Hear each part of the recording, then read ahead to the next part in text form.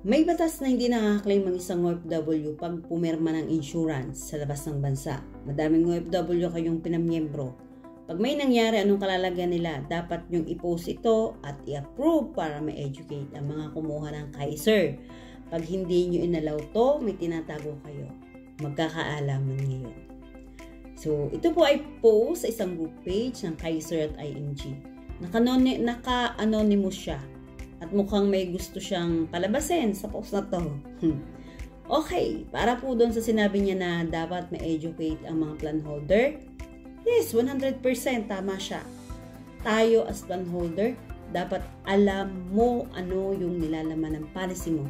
Dapat aware tayo sa mga benefits, coverage, and limitation. Hindi lang yan sa mga insurance, maging sa mga other investment natin. Anumang financial product meron tayo, be responsible kasi pera mo yan.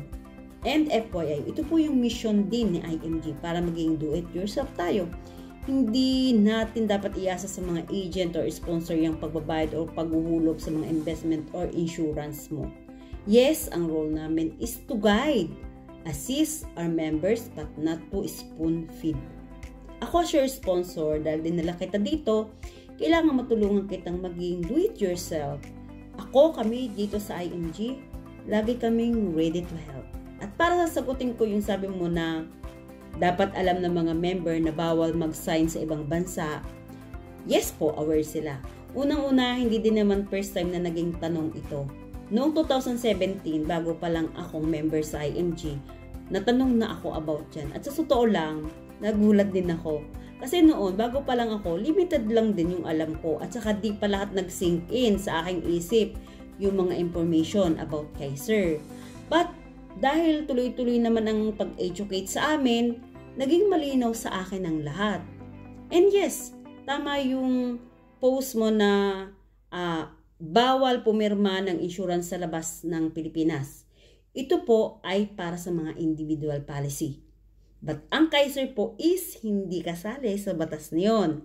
Dahil ang Kaiser Long-Term Care ay registered as HMO. Ito po ay HMO na may rider na group insurance at meron ding investment. Kung iniaas mo po kung sure ka ba na makaka-claim kahit OFW ka, may proof ba?